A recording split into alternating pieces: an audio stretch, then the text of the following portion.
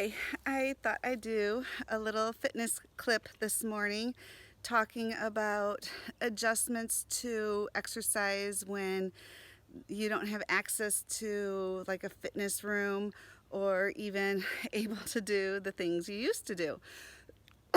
So I'm going to talk about I used to be a runner, and that was something I pretty much could do anytime, anywhere, even in weather. There was, clothing and things that were made to keep me protected.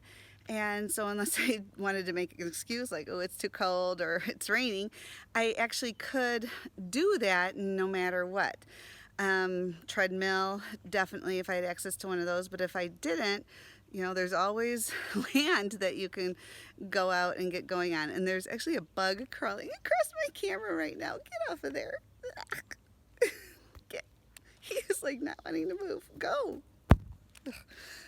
Oh, no, he's gonna land on me. So, I, my running days are over. With my joint problems and my history of stress fractures, I can't do that anymore, and devastating. That is part of what contributed to some of the fitness decline and even the depression. And when I would make efforts, I felt like I couldn't get anywhere because of the intensity of workouts and things like that. So, in trying to think of how do you still get an intense workout and what you need, walking down a straight road is definitely better than sitting on the couch, but for me it really doesn't get my heart rate into the zone that I need it for that cardio benefit.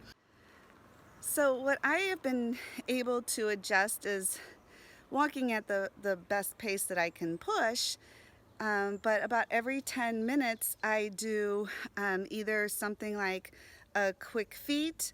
If that's bothering my knees too much, I can do pulsing lunges, and I can't go as low as I used to be able to, but just that up, down, up, down, up, down kind of quick, that bumps my heart rate up.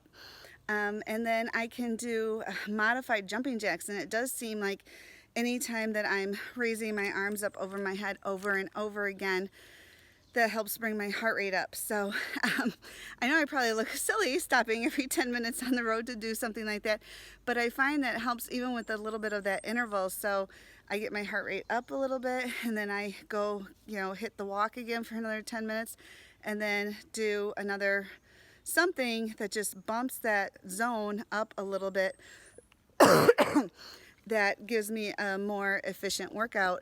And part of it is, yes, it'd be nice to go out for just an easy stroll, but I look at it, if I'm going to be out here spending the time doing it, I really want the benefit from it. The other thing I want to talk about is, look where I am.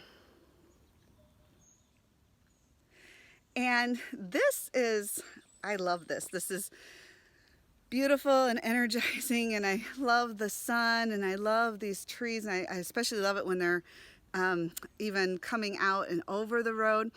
But there are some safety things that need to be looked at here. So making sure that if it's at dawn or dusk, you have reflective clothing and equipment. So I have reflective shoes, I have reflective gym clothing.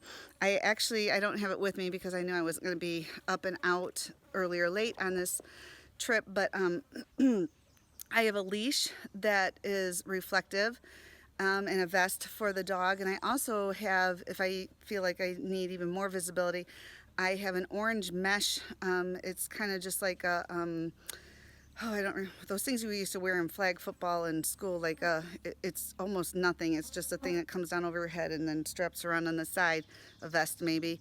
It's orange, and it has reflective material on it, so that I know that I would be seen. I don't wear music, and I'm listening to the birds and the sounds, and that's nice. But the no music is just so I can hear things approaching. Um, we used to vacation up in Minnesota, and there were all sorts of nature things that we needed to be worried about. And so I make sure that I have a readily available pepper spray. And sometimes it's not even just, the bears, the wolves, and, you know, uh, raccoons that are injured or something like that. It can be, a dog that is afraid, protecting their property or something. Some people will carry a stick.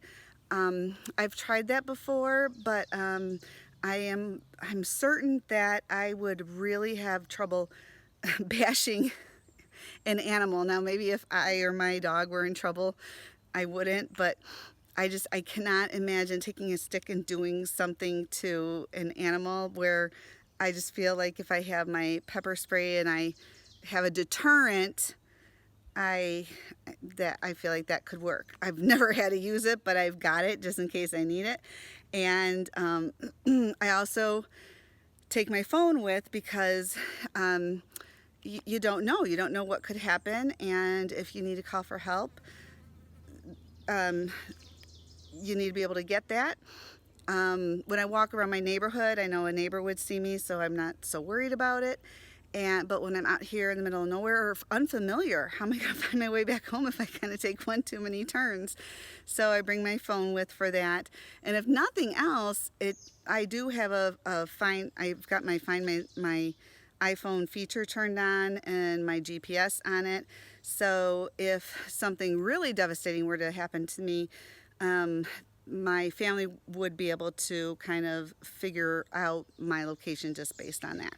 So I just thought I would do, because I stopped, my heart rate's coming down now, I'm starting to drip. I just thought I'd do a little information about that this morning, because that's been a big challenge for me, losing my ability to run. I had no problem staying fit, and I looked forward to my daily run, and I wanted to do it. And it's just sometimes it's just been I would just wish I could run, but since I can't, I am finding these bugs are just I'm finding a lot of adjustments and other ways to make it happen and get results.